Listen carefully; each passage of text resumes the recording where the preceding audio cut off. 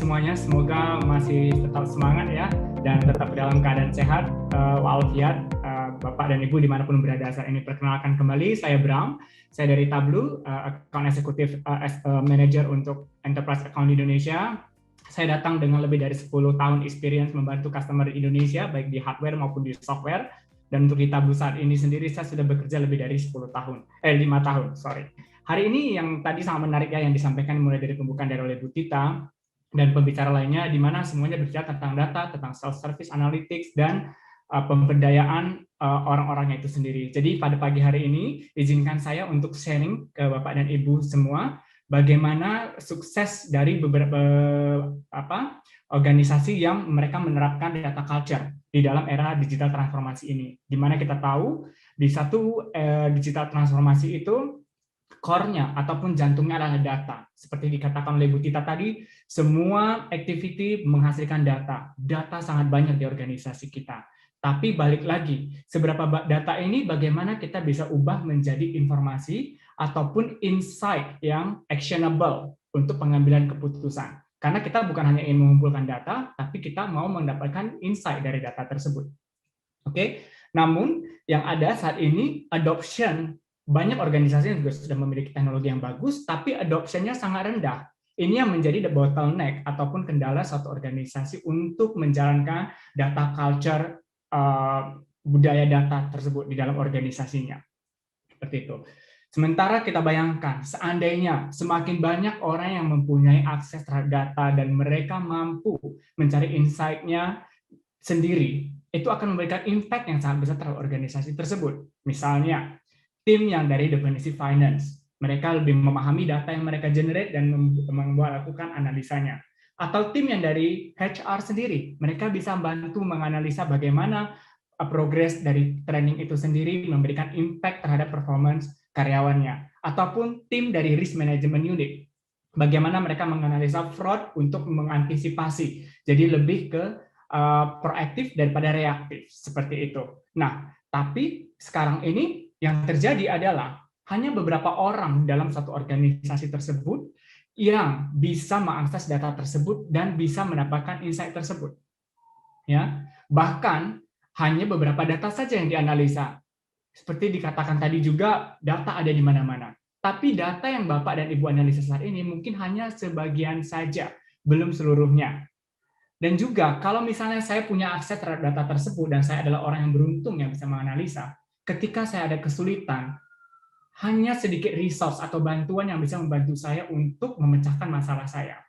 Sehingga akhirnya apa yang banyak dilakukan orang saat ini? Saya hanya menggunakan Excel saya sendiri karena sebagian besar kita bisa bilang hampir lebih dari 90% di satu organisasi tersebut mereka bisa menggunakan Excel, analisa Excel data sendiri untuk saya mendapatkan insight. Tapi saat organisasi kita berkembang dan grow, ini tidak bisa kita ulang terus-menerus. Artinya kita tidak bisa berkolaborasi satu sama lain, karena kita akses terhadap data source yang berbeda. Seperti itu. Sehingga ini adalah salah satu yang menjadi tantangan besar untuk kita membangun data culture. Untuk membangun data culture di satu organisasi itu, kita harus membangunnya secara holistik. Ya, berdasarkan research. Mas Bram, mohon maaf, saya interrupt. Ini Mas Bram sudah menampilkan untuk PPT-nya atau belum ya? Oh sudah, tidak kelihatan dari tadi ya? Belum tampil. Iya. Oke, maaf, saya coba slide kembali ya. Mohon maaf. Sebentar, saya pause kembali. Share screen saya. Mohon maaf, wah, saya sudah cukup jauh tadi ini. Sebentar ya, saya.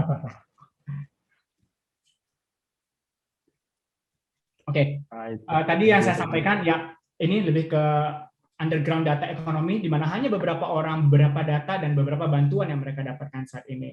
Ya, dan untuk menjalankan data-driven organisasi itu ada 3 pilar yang penting berdasarkan riset yang dilakukan Tableau dan juga lembaga riset lainnya yang bekerja sama dengan Tableau, di mana ada agility. Agility itu adalah lebih seberapa agile environment Bapak Ibu sendiri untuk terhadap data ini sendiri. Berikutnya adalah profisiensi, lebih kepada skill orang-orangnya, bagaimana kecakapan mereka terhadap data dan analytics yang bisa mereka lakukan. Dan yang ketiga, tidak kalah pentingnya adalah proses dan di organisasi itu sendiri. Bagaimana community-nya yang di set up untuk saling support di dalam satu organisasi tersebut. Tapi ketiga pilar ini tetap harus dibangun di atas trusted and governed data. Jadi ini adalah pangkalan awal yang harus dibentuk untuk menciptakan data-driven organisasi. Oke, Tableau kita memiliki data driven, kita memiliki blueprint. Blueprint ini adalah tahap step by step dari Tableau yang dimana kita membantu untuk memberi guidance patokan yang konkret saat Bapak dan Ibu melakukan planning terhadap data driven organisasi ini. Oke, di sini nanti kita akan coba masuk satu-satu lebih detail. Tapi di sini yang paling penting lagi saya mau tunjukkan di bagian paling atas Bapak bisa lihat trusted and governed. Semua ini ya kita kalau bicara namanya self-service itu sangat lekat dengan namanya governance. Kita harus atur siapa yang bisa melihat apa. Bukan berarti jadinya chaos. Ya, dengan asal governance nanti bisa jadi kebablasan. Semua orang bisa mengakses apapun, semua orang bisa melakukan apapun. Yang pertama kita harus set up adalah governance-nya seperti apa yang kita inginkan. Seperti itu, ya. Dan saat ini sudah terjadi, baru kita harus tetapkan analitik strateginya apa. Harus jelas di awal apa strateginya kita. Kita harus define. Dan dari satu organisasi ke organisasi yang lain, mereka mungkin memiliki definisi data driven atau self-service analytics yang berbeda. Berdasarkan pengalaman saya, ada organisasi yang mendefinisikan self-service analytics saat mereka bisa mengakses dashboard dan mereka bisa merubah filter berdasarkan region ataupun berdasarkan produk yang mereka handle. Ada juga organisasi yang menyatakan definisi data driven-nya apabila mereka sudah bisa connect langsung ke data source yang dipublish, yang certified, dan melakukan analisa dari awal semuanya. Dengan adanya pembentukan definisi strategik ini di awal, Bapak dan Ibu lebih mudah untuk menentukan KPI ataupun memonitor sudah sejauh mana saya melakukan perubahan menuju data driven ini. Sehingga orang-orang lebih akan berubah nanti dari opinion driven menjadi data driven ke depannya. Setelah itu, setelah kita set strateginya, kita harus membentuk tim eksekutif, tim advokasi ataupun dari eksekutif level yang mensupport project ini sendiri. Seperti itu. Nanti saya akan satu-satu masuk detail untuk masing-masing pilar ini. Ya, balik lagi saat kita bicara yang tadi namanya data culture ataupun yang semua lingkungan sudah govern, kita harus ada empowerment. Tapi balik lagi ingat kita harus kontrol orang-orang tersebut. Ya, ingin sangat penting sekali. Empowerment itu artinya apa? Kita bawa mereka masuk ke dalam proses. Artinya mereka harus mempunyai kapasitas melakukan analisa itu sendiri. Artinya apa? Tidak semua orang juga punya kecakapan untuk melakukan Excel calculation yang advance ataupun visual analytics yang advance. Sehingga apa yang dibutuhkan? Dibutuhkannya pemilihan teknologi ataupun platform yang mudah digunakan, tapi juga bisa dikontrol. Sehingga saat nanti organisasi Bapak Ibu berkembang, data bertambah, orang yang mengakses data bertambah, dengan environment yang fleksibel, ini akan mudah untuk di scale up, tidak kaku, tidak rigid.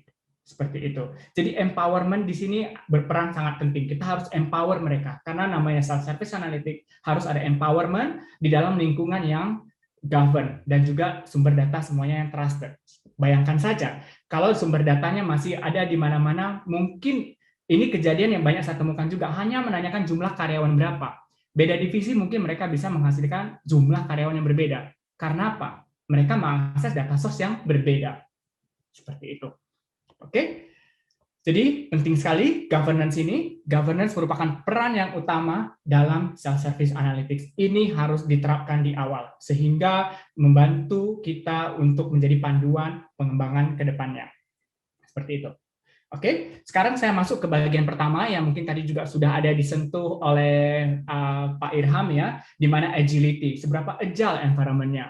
Bagian agility ini yang pertama itu adalah menyangkut dengan deployment. Bagaimana Bapak men-set up servernya sendiri, mulai dari instalasi dan segala macam, dan penentuan juga usernya ataupun tipe license-nya sudah jelas seperti tadi yang disampaikan Irham juga. Kita itu ada, mungkin saya sedikit koreksi di sini, kita bukan username tapi name user atau user base kepemilikan license kita. ataupun Bapak mau deploy-nya berdasarkan core base. Perbedaannya apa? Kalau user base, itu kita tidak batasi mesinnya. Bapak bebas mau di belakangnya ada 200 mesin, ada berapa banyak klaster bebas, Pak. Tapi yang kita batasi adalah orangnya. Berapa banyak orang yang boleh mengakses report ini. Bapak kepemilikan license-nya berdasarkan user base saat itu. Ini yang kebanyakan dilakukan. Nah, ada pilihan satu lagi, kalau Bapak mau deploy-nya, saya nggak mau pusing dengan jumlah orangnya. Saya nggak mau hitung orangnya. Berarti Bapak bergerak dengan core base-nya kita. Di mana ini yang kita license adalah mesin servernya sendiri, Pak. Jadi kalau Bapak dan Ibu ada cluster 1, 2, 3, artinya di cluster tersebut harus ada license-nya juga. Ataupun kalau ada HA, node 1, 2, dan 3, artinya selama dia di situ ada backgrounder dan segala macam, itu harus ada license-nya dari Tableau, seperti itu. Jadi itu deployment dari awal harus direncanakan dengan tepat, seperti itu. Yang kedua, monitoring. Monitoring ini tidak hanya untuk Tableau servernya sendiri, tapi juga adalah infrastruktur pendukungnya, operating systemnya, dan hal lainnya. Nanti di akhir sesi ini saya coba akan tunjukkan salah satu produk terbaru yang kita keluarkan juga dari Tableau, Enterprise Add-on kita, Server Management Add-on, di mana salah satu fungsinya untuk resource monitoring tools. Ya, dan berikutnya adalah di agility ini pentingnya adalah maintenance. Maintenance untuk selalu lihat keperluan upgrade dan sebagai macam jenisnya. Kalau kita lihat ini sebagai rantainya ini adalah repeatable ya. Artinya kita akan ini kalau kita di sini bisa menyebutkan seperti rantai MRT, titik stop-stopnya. Dan ini adalah repeatable. Oke. Yang berikutnya adalah education. Ya, education ini lebih ke orang. Ini lebih penting lagi. Seperti yang tadi dikatakan Irham di awal juga, kita harus define dengan jelas usernya sebagai apa. Apakah mereka menggunakan data itu sangat dalam, menganalisa dari awal, apakah mereka hanya sebagai casual user? Ini kita harus define dari awal. Ya, kita harus define ini tujuannya apa? Karena balik lagi, tidak semua orang harus menjadi data rockstar di organisasi tersebut. Ada orang-orang yang cukup hanya menggunakan fungsi untuk saya melihat workbook dan habis itu saya cukup melakukan slice and dice berdasarkan apa yang sudah disediakan. Nah, dengan kita mendefine ataupun membedakan jenis tipe usernya ini, kita bisa mendesain training yang lebih proper dan lebih sesuai untuk user-user yang kreator, explorer maupun viewer, sehingga trainingnya lebih tepat sasaran. Ya, balik lagi, edukasi ini sangat penting buat kita menjalankan self-service analytics. Sangat banyak cara untuk mendapatkan edukasi. Di website Tableau ada sekitar 60 jam lebih free video. Ada juga training yang dari Tableau ataupun bahkan dari bisnis partner kami seperti Sarbertrend yang mereka aktif sekali untuk menjalankan training-training ke customer di Indonesia membantu proses adoption self-service analytics ini. Berikutnya, setelah kita lakukan edukasi, tentunya harus ada measurement. Ini yang sering tertinggal. Setelah edukasi sudah tidak ada pengukuran bagaimana seberapa efektif training yang kita jalankan ataupun edukasi yang sudah diberikan. Kita harus educate. Berapa banyak orang yang akhirnya berinteraksi terhadap data setelah kita berikan edukasi tersebut. Data apa saja yang mereka biasa gunakan? Dashboard mana yang paling sering banyak digunakan? Measurement ini akan membantu tim project juga untuk bisa tetap membuat environment ini tetap tune in. Ya, sejalannya data ini menjadi semakin besar, orang bertambah. Ya. Dan yang terakhir untuk bagian proficiency ini yang tidak kalah penting adalah analytic best practice, di mana perlu kita membuatkan panduan ataupun guidance untuk self-service itu di organisasi kita apa saja. Misalnya standar color, palette-nya, ataupun standar pembuatan dashboard seperti apa, dan itu perlu dilakukan standarisasi, sehingga saat dashboard itu nanti di-share cross-functional, semua orang bisa paham, bisa memahami dengan standar color kita, grading kita, kalau yang terbaik apa, yang terburuk apa, sesimpel itu. Karena kalau beda-beda, saya ngelihatnya saya bingung kan, seperti itu. Saya misalnya dapat report dari departemen lain yang menggunakan palette color yang berbeda, membuat saya harus memahami dulu legend-nya, seperti itu. Oke, yang terakhir untuk bagian dari blueprint ini yang saya mau sampaikan adalah community. Community ini yang tidak terlalu visible, tapi ini perannya sangat penting. Community ini juga yang sebenarnya membuat Tableau bertahan 8 tahun berturut-turut sebagai leader di Gartner, karena kita mempunyai community yang sangat strong. Dan kita berharap, dan berdasarkan riset kita, organisasi yang berhasil menjadi data-driven organization adalah mereka yang berhasil membangun internal community sendiri. Yang pertama, harus adanya platform komunikasi di internal yang mempermudah satu sama lain untuk berkomunikasi mengenai kemampuan visual analytics ini. Seperti contoh, di beberapa organisasi, mereka menggunakan Slack channel untuk bertanya, dan di situ ada tim yang akan membantu menjawab pertanyaan mereka. Ya, yang kedua, perlunya adanya engagement. Engagement ini apa? Engagement ini kita bisa lakukan kegiatan ataupun event di dalam organisasi kita sendiri. Kalau di Tableau kita ada beberapa saran yang kita bisa berikan seperti kegiatan Tableau Day ataupun data feast, data challenge seperti itu. Di mana kegiatan-kegiatan itu kita buat semenarik mungkin sehingga kita bisa terus mengikat bonding ini, membangun antusiasme daripada user-user yang ada di company kita. Ya, dan yang terakhir adalah support. Sehingga kalau ada bottleneck apapun, ada kendala apapun, mereka tahu harus bertanya kemana dan mereka bisa mendapatkan jawabannya. Jadi lebih kurang inilah blueprint yang ingin saya perkenalkan ke Bapak dan Ibu pada pagi hari ini. Selanjutnya saya akan tunjukkan kita tahun 2019 kemarin sudah mengeluarkan Tableau Data Management Add-on. Ya, dua produk yang saya akan berikan, Tableau Data Management Add-on dan Server Management Add-on ini adalah add-on dari license yang Bapak sudah miliki saat ini, tapi harganya jauh sangat murah sekali ya Pak ya. Namun ini akan memberikan capability yang luar biasa ke Bapak dan Ibu. Ya, apa itu data management add-on? Saat ini Bapak ketahui kalau sudah membeli Tableau Creator, di dalamnya sudah ada Tableau Prep Builder juga, di mana itu bisa membuat flow ataupun data cleansing dan ada flow-nya. Flow itu Bapak bisa publish ke Tableau Server dan nanti flow-nya itu bisa kita automation. Dan yang lebih penting dari data management add-on ini adalah lebih ke data katalog ataupun ke impact analysis.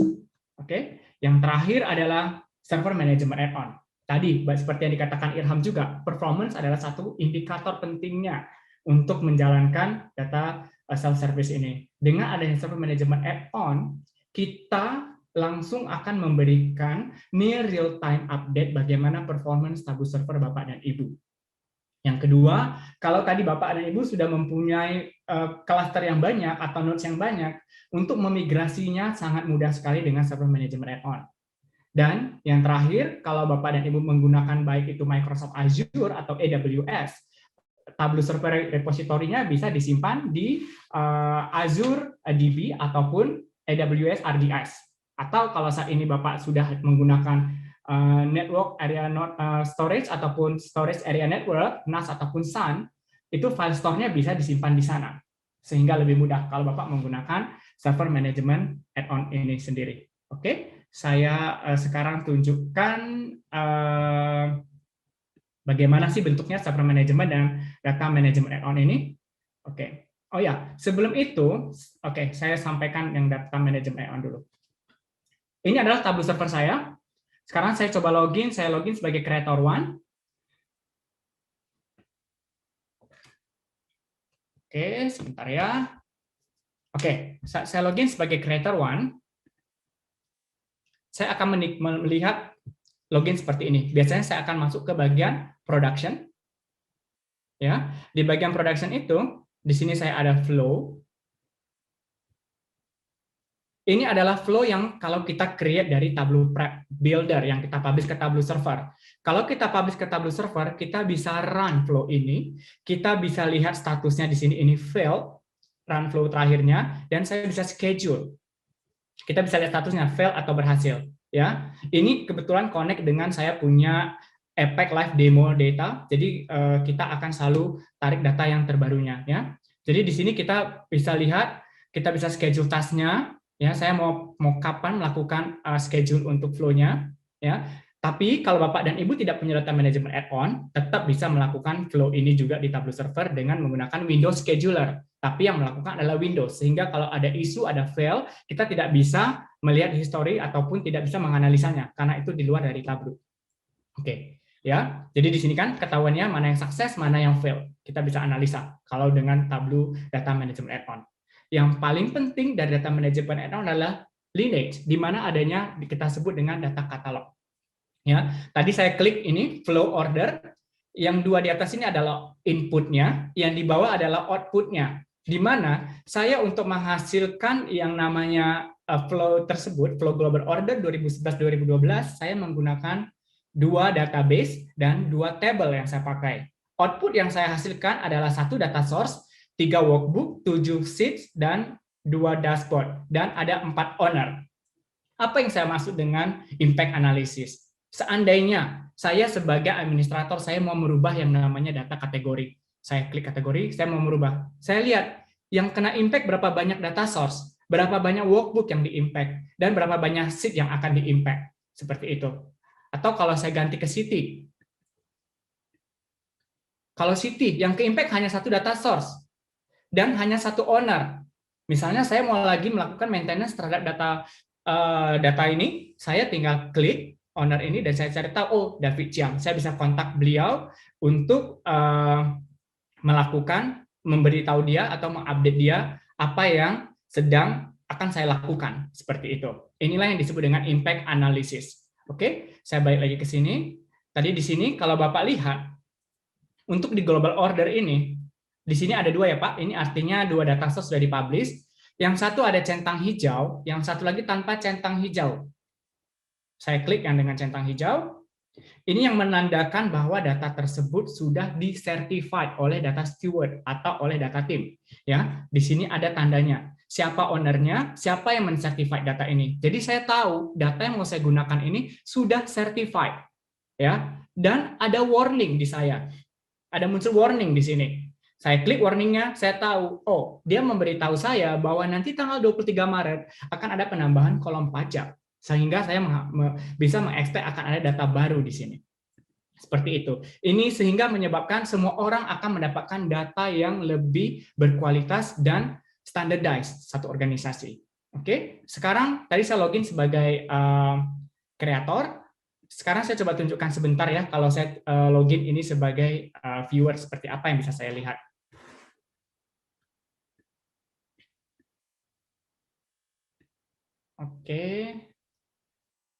Oke, sepertinya saya ada masalah untuk logout. Saya tunjukkan saja kalau dari segi viewer, dashboard yang dilihat adalah seperti, kita buka salah satu dashboard. Mungkin jam segini banyak orang yang menggunakan Tableau servernya juga. Ini jam demo semua orang juga, Pak. Jadi ada impact terhadap performance. Ini kita menggunakan Tableau online ya.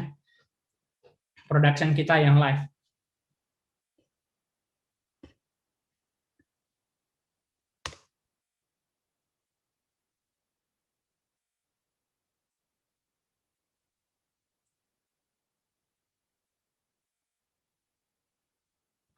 Oke, mungkin nanti saya tunjukkan karena mengingat waktu.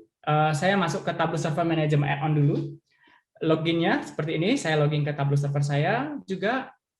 Saat saya login, di sini saya ada melihat 2 box. Artinya saya ada punya 2 deployment, 2 site. Ya, yang penting di sini dilihat adalah ini. Oke, pertama, grafik yang Bapak lihat di sini adalah penggabungan dari 3 data log file Tableau Server sendiri, data dari OS-nya itu sendiri, dan satu lagi data dari servernya itu sendiri. Jadi ini kita langsung berikan near real time untuk kita melihat. Jadi sekarang penggunaan CPU-nya adalah 17,8%. Oke, satu yang bisa kita lihat di sini adalah kalau ada di dotnya ini 1, berarti saya ada 1 insiden.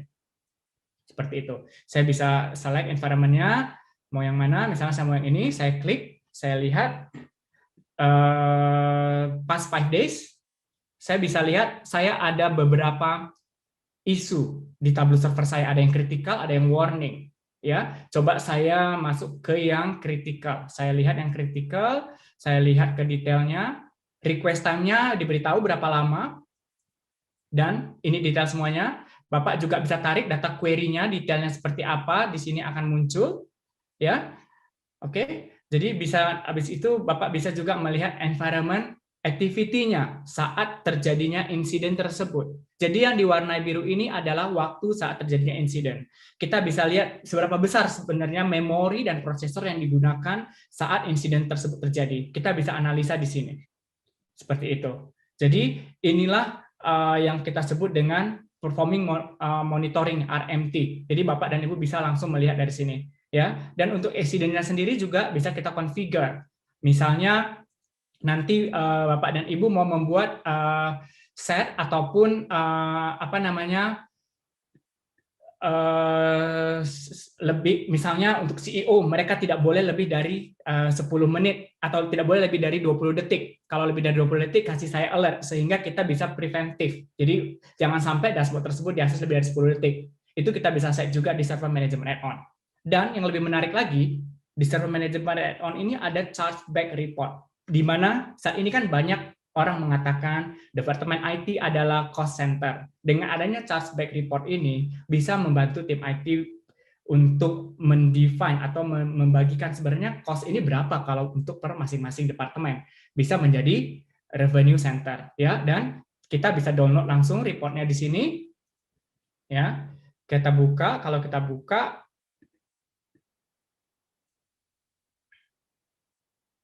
saya akan langsung mendapatkan detail seperti ini.